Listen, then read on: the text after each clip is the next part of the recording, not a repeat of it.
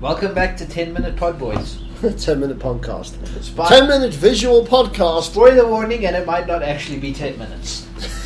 Yeah, just go with it. By now you should know we get drunk and we record If like you've 50... we've been going 2 years now. Oh, You thank expect you. competence from us. Thank you to our subscribers. We love each and every one of you, and Wookie will one day buy you all the drink and do horrible things to your dogs as long as their names are Tim. But I digress and unplug the French. We're now talking about, as you mentioned it in the last one, modding. The wonderful world of modding video games. Wookie's on his phone telling a woman he wants to violate her with a garden fork. But let's The talk fork about is modding. optional. The fork is never optional. Modding. Yes. Bethesda. Let us go with a personal favourite. Skyrim and the Fallout series, especially Fallout 4 I'm playing now. I logged on I got the Nexus mod manager. Nexus, by the way, I love you. I went and got the mod manager to download a mod, maybe a few new weapons I could play in my Fallout game. Okay. I then spent 3 days and I've downloaded nearly 200 mods. My game has changed to the point where I actually have now restarted my whole Fallout 4 game from scratch, a new character, just so I could access all the mods and all the shit I've done with them. It's literally, I've created a whole new world. And I'm walking down the road, and same with Skyrim. I got so many mods that when we played with Adele, she walked down the road and said, "Hang on, what? Where? What? Where's this? I don't remember this," because she played the Playbox version where there is no modding. So she played on the PC and her head almost exploded because she was so lost. There's all the new lands and castles and new armors. So modding, I love it because I think it really adds a lot to a game. But some stuff just doesn't work. Some games shouldn't be modded, and Dota, the fact it went from a mod to an actual game makes me weep for humanity. Dota as a mod was, well, let's be honest, I hate Dota. But it was actually entertaining. We played a few rounds of Dota. When it was a custom map in Warcraft 3, it was fun to play a few rounds as a LAN with your friends. Yes, we had some But laughs. to have, because it was like, okay, we're bored of playing a normal stock Warcraft match or a stock StarCraft match. Let's play a few custom maps, and there were like tower defense games and Dota style games, and there was a few minutes of fun, and then you went on to the next game. But to have that concept as an entire game on its own, just it doesn't feel like there's enough content there. For us. But that's not this discussion. For Mothman, yeah. Even he's getting tired of the communities. Well, the communities, that's another discussion. The stupidity of mentally retarded teenagers. What's the point of having a game like Dota or LoL where the game is so predestined you have to follow exactly this pattern or everybody hates you and you're not allowed to play? Where's the fun in that? We'll discuss that in a later one, Okay, but I agree. But modding. Yes. To me, The modding is wonderful great because it's the community engaging in the game. And for the most part, it keeps the games alive. If there were no mods and crap, would you still be playing Fallout 3 in New Vegas? Probably not. Well, for the channel, yes, but in general, people You'd have would have finished the stopped. game and there would be no more stuff to do. People You'd would have move stopped on. Skyrim years ago, but there's more Skyrim mods than there are video games in existence. So people can just carry on with mod upon mod upon mod upon mod forever and ever and ever. And some of the mods are sexy and some are dodgy and some are hilarious. I mean, yes, some are good, some are bad because it's Some are terrifying. There is one way there's a bestiality mod for Fallout. But then again, these are not games companies making these things. These are fans of the game, often many of whom don't really have the necessary skills to make a polished product. No, But they're having fun. I've downloaded a few castles that if you stand at a certain angle it disappears. But then again, these are people who are having fun, and I'm sure a lot of these guys end up studying development Later and days. eventually get into proper development careers, starting indie companies. Dark Elf went so far as to actually be a well-known figure in, obviously you know Dark Elf from our Dead Space playthroughs and Borderlands 2. But Dark Elf went so far on Skyrim modding that he was actually a bit of an industry name amongst the modders because he did a lot of Mass Effect mods as well, but he did a lot of generic Skyrim stuff mods, but he did a lot of Mass Effect mods for Skyrim. Okay. Miranda in every game would make him a happy man. But I think they're good. There was one, I think it's called Wormtail. I doubt you'll ever hear this. The guy who did, I think it was called Wormtail or Wormtooth. It was essentially a DLC for Skyrim, but it was created by a guy, I think he was in the UK, where you have to go to a new island and there's a dragon and a castle and you can do all these quests. And it was like a complete DLC, but it was modded by a guy. He did the voice work for the characters, so they actually speak. They all sound, British. It was brilliantly done. If that alone was absolutely fantastic. I loved that. It was like another DLC that some guy created for fun. A whole DLC, not just a little bit of a story. It took me as long as a real DLC to play that thing. Okay. That was great fun. But I think modding is really, for RPGs, it's great. For strategy games, depending. I love the Darth mods for the Total War series.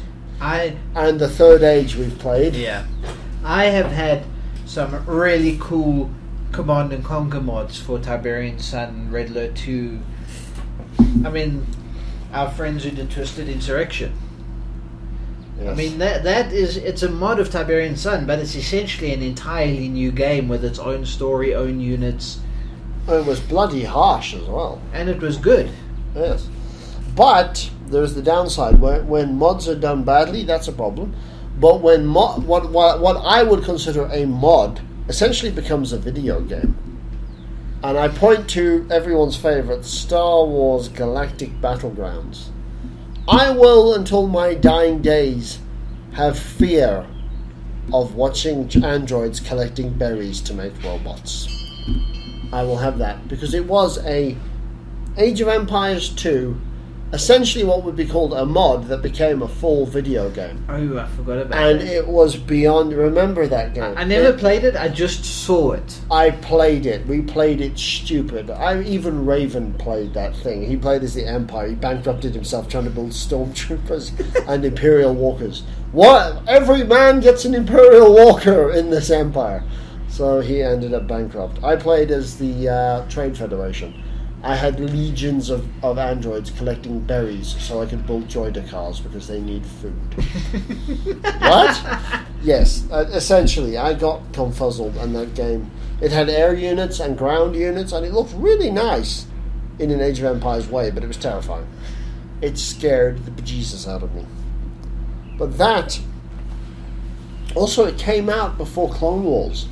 Before the movie Clone Wars. Wow. So it was a lot of... You played the original 3 Star Wars movies and then Phantom Menace, and then he just hung in the air. There is no secret. I never did to get the Clone Wars. You must check GOG if it's there, but I didn't get the Clone Wars version. Okay.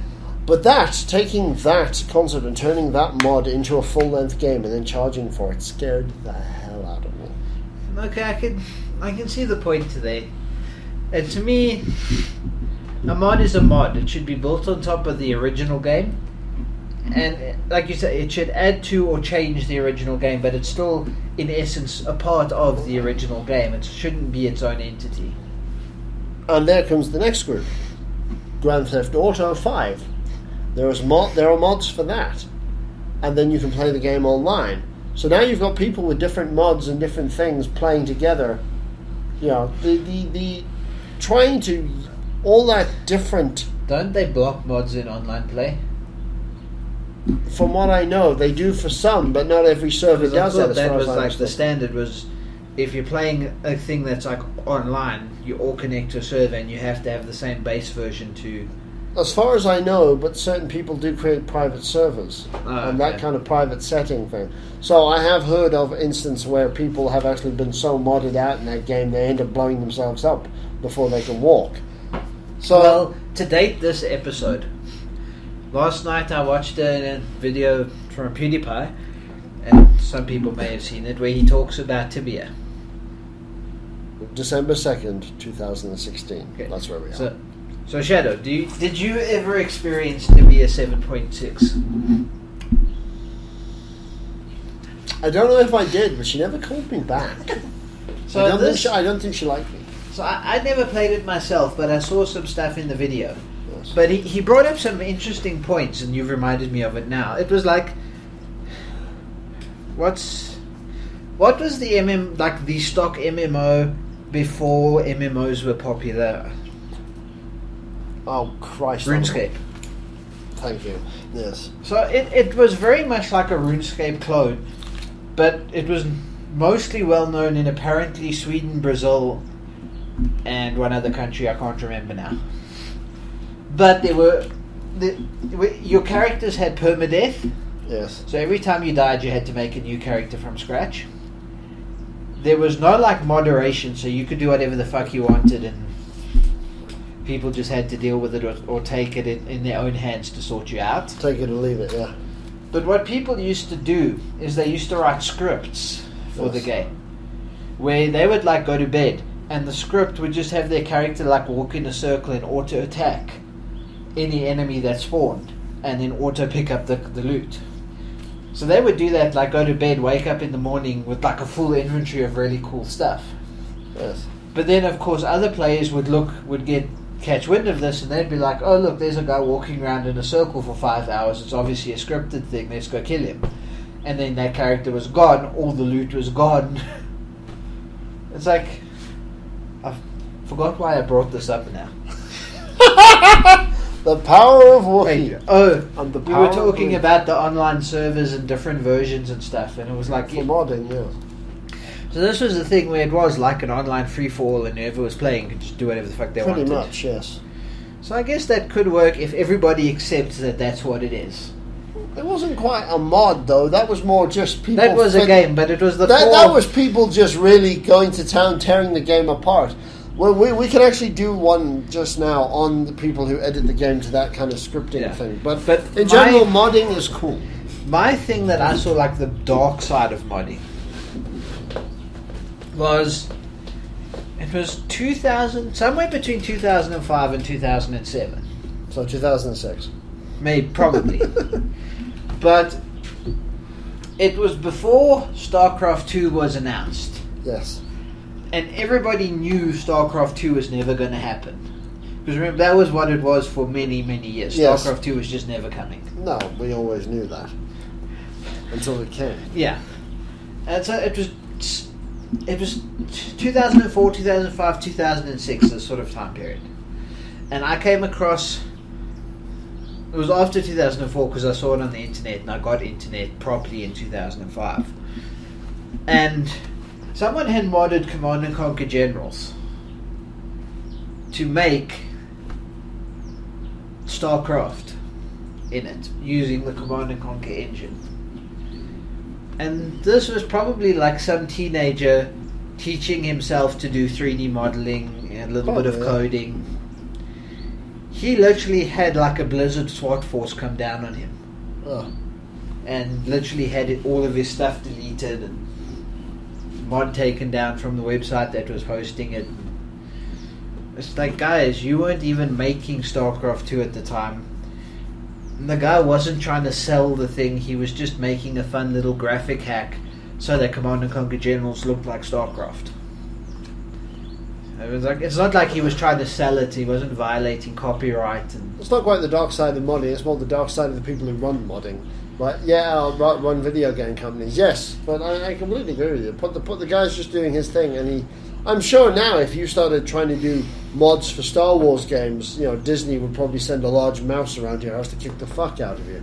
True. Because, you know... Oh, they'll probably take us down just for saying that. It wouldn't surprise me. Freedom of speech, it's an American right, and because we're not American, we can say it because we live in another country. Hoorah! Fuck you. But yes, modding is really good if done right. Yeah. Also, but even if it's done badly, you don't have to use that mod. True. But we do because we're special. The end. Right, the end.